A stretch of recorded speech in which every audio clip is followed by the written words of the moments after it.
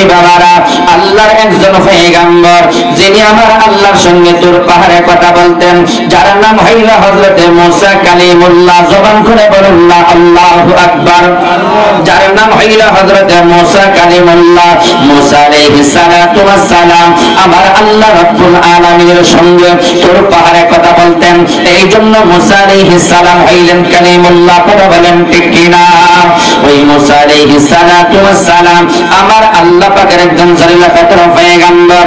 মুসা আলাইহিস সালাতু ওয়াস সালাম একদিন তিনি রাস্তা দিয়ে যাইতেছেন, আমার আল্লাহর সঙ্গে তুর পাহাড়ে কথা বলবেন। কার সঙ্গে? জবান খুলে আমার আল্লাহর সঙ্গে কথা বলবেন, যেই আল্লাহ আসমানের মালিক, যেই আল্লাহ জমিনের মালিক, যেই আল্লাহ চন্দ্র সূর্য বানাইলো, যেই আল্লাহ সব কিছুর মালিক। ইন্নাল্লাহা আলা কুল্লি শাইইন কাদির, ইন্নাল্লাহা আলিমুন বিযাতিস সুদূর। আমার মুসা আলাইহিস সালাতু ওয়াস সালাম যখন তিনি রওনা করলেন তুর পাহাড়ে যাবে, আমার আল্লাহর সঙ্গে কথা বলবে, এমন সময় রাস্তার মধ্যে একটা লোক দাঁড়াইলো, যার একটা চোখ নাই, যার একটা পা নাই, যার একটা হাত নাই। জবান করে বলুন না আল্লাহু আকবার। পয়গম্বর মুসা আলাইহিস সালামের কাছে দাঁড়াইয়া লোকটা ডাক দেয়া কই, ওগো আল্লাহর পয়গম্বর মুসা, আপনি তো আমার আল্লাহর কাছে তোর পাহাড়ে যাইয়া কথা বলেন, সব সময় আল্লাহর সঙ্গে আপনি কথা বলেন। ওগো আল্লাহর পয়গম্বর, ওগো মুসা, আমি আপনার কাছে একটা আরজি করব, আপনি এই কথাটা আল্লাহর কাছে বলবেন। মুসা আলাইহিস সালাম বলেন, আপনি কি কথা বলবেন? অন্ধ লোকটা একটা হাত নাই, তার একটা পাও নাই। তখন তিনি ডাক দেয়া কই, আল্লাহর পয়গম্বর মুসা, আমার আল্লাহ পাক রব্বুল আলামিন দুনিয়ার तमाम পৃথিবীতে তো হাজার লক্ষ মানুষ বানাইলো, এত সুন্দর মানুষ আমার আল্লাহ বানাইলো, কিন্তু আমি কেন এত এমন হয়ে গেলাম? আমারে কেন আল্লাহ একটা চক্ষু দিল না? আমাকে কেন আল্লাহ একটা হাত দিল না?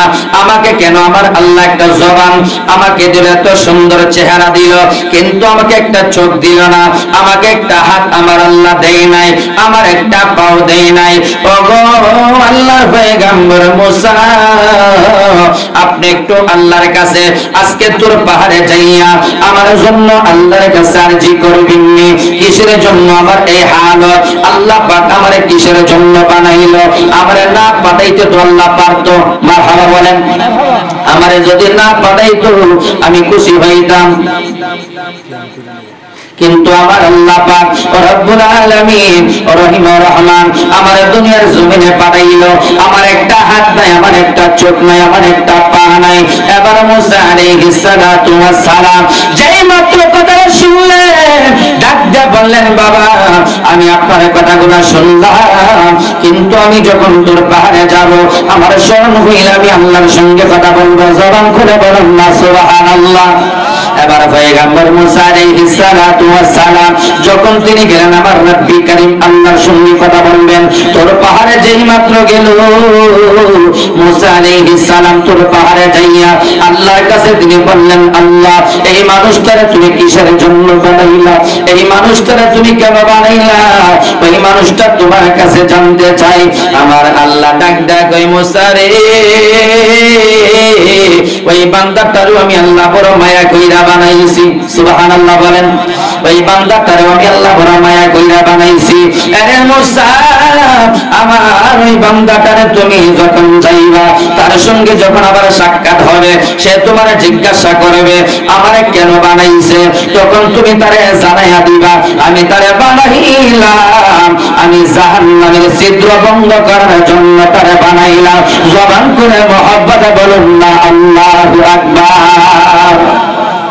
কি বানাইব? জাহান্নামের ছিদ্র বন্ধ করার জন্য তারা আমার আল্লাহ বানাইল। মুসা আলাইহিস সালাতু ওয়াস সালাম যেই মাত্র তিনি কথা শুনলেন, এবার তিনি তোর পাহাড়ে যখন তিনি রওনা দিলেন, পথের মধ্যে তার সঙ্গে সাক্ষাৎ হইল।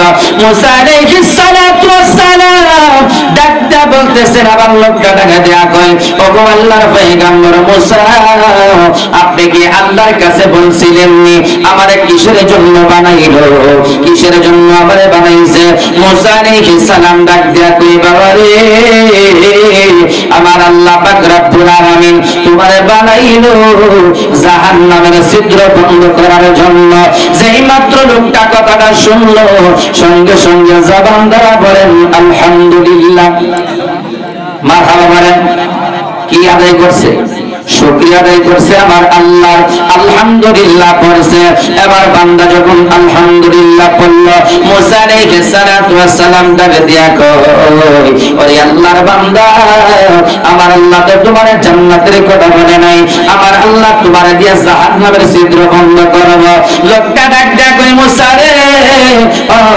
মুসা